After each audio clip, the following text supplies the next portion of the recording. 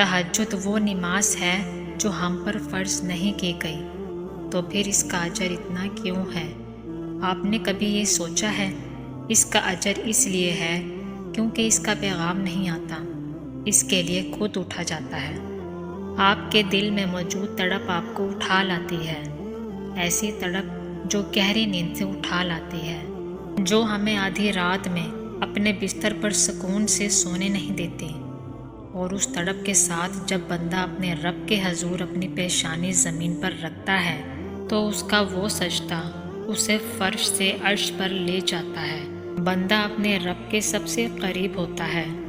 اس وقت بندے کا بہایا ہوا ہر آنسو آنکھ سے بہتا ہے، سکون دل میں اتار دیا جاتا ہے، ہر تکلیف ہوا میں کھو سی جاتی ہے۔ اس وقت رب اتنا قریب محسوس ہوتا ہے کہ لگتا ہے کہ بس وہ ہمیں ہی سن رہا ہے۔ وہ ہمارے اندر ایک ایسا یقین پیدا کر دیتا ہے کہ اس نے ہماری مانگی ہر دعا کو قبول کر لیا ہے اور ہماری ہر خواہش کو صحیح وقت پر پورا کر دے گا۔ تہجد کا وقت خدا کی محبت کا عروج ہوتا ہے۔ تہجد بہت خاص ہوتی ہے۔ جب رات کے آخری پہر اللہ تمہیں خود چنتا ہے تہجد پڑھنے کے لیے، تو پھر سوچو وہ تمہیں خالی ہاتھ کیسے لوٹائے گا۔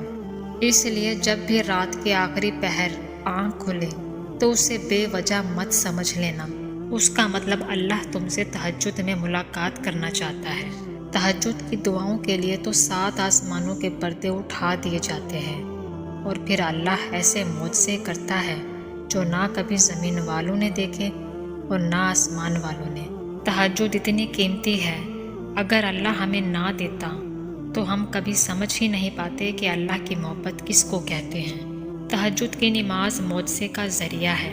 جب تمہیں سارے راستے بند نظر آتے ہیں تب بھی وہ ایک راستہ کھولے رکھتا ہے، اور وہ تہجد کا راستہ ہے۔ حضرت علی رضی اللہ تعالیٰ عنہ نے فرمایا، لا حاصل کو اگر پانا چاہتے ہو تو تہجد پڑھا کرو، کیونکہ جو نصیب میں نہ ہو اسے تہجد کی دعائیں مقدر میں لے آتی ہیں۔ تہجد تک پہنچنا تمہارا بے وجہ تو نہیں ہے، آخر کچھ تو ہے جو ممکن ہونے والا ہے۔ تمہاری دعاؤں کی قبولیت کی نشانی سے بہتر اور کیا ہو سکتی ہے۔ تہجد پڑھا کرو، کوئی ملے نہ ملے اللہ تو مل جاتا ہے، اور جب اللہ مل جاتا ہے تو سب مل جاتا ہے۔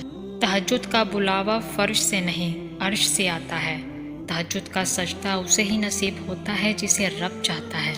نماز تہجد اللہ تعالیٰ کے قرب حاصل کرنے اور اللہ تعالیٰ سے راز و نیاز کی باتیں کرنے کا بہترین وقت ہوتا ہے۔ اللہ تعالیٰ کو انسان کا نیند سے بیزار ہو کر اس کے سامنے سجدہ ریز ہونا اور آنسوؤں کے موتی سے اپنی التجا، اپنی دعائیں طلب کرنا بہت پسند ہے۔ یہی وہ وقت ہوتا ہے جب انسان کو مقام سے نواز دیا جاتا ہے۔ تہجد کا پہلا غم کا سجدہ ہی آخری غم کا ہوتا ہے، کیونکہ اس کے بعد کوئی غم نہیں ستاتا اور نہ ہی کوئی زخم جگاتا ہے۔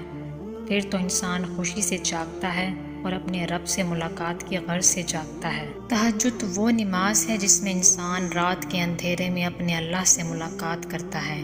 وہ نیند سے بیدار ہو کر اپنے رب کے آگے جھکتا ہے، مگر ضروری نہیں کوئی تہجد پڑھتا تو محبوب کی محبت ہی مانگتا ہو، کیونکہ وہ جو اللہ ہے نا، اس کی محبت میں بڑا سکون ہے، اور تہجد کی توفیق بھی انہیں ملتی ہے جنہیں اللہ کو راضی کرنا ہوتا ہے۔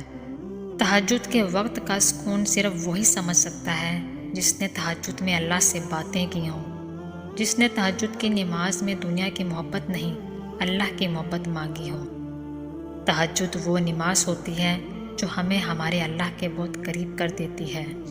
جس دن آپ کی دوستی اللہ سے ہو جائے گی، یقین مانیں آپ کو لوگوں کی ہمدردی کی ضرورت نہیں پڑے گی اور نہ ان کے پیچھے بھاگنا پڑے گا۔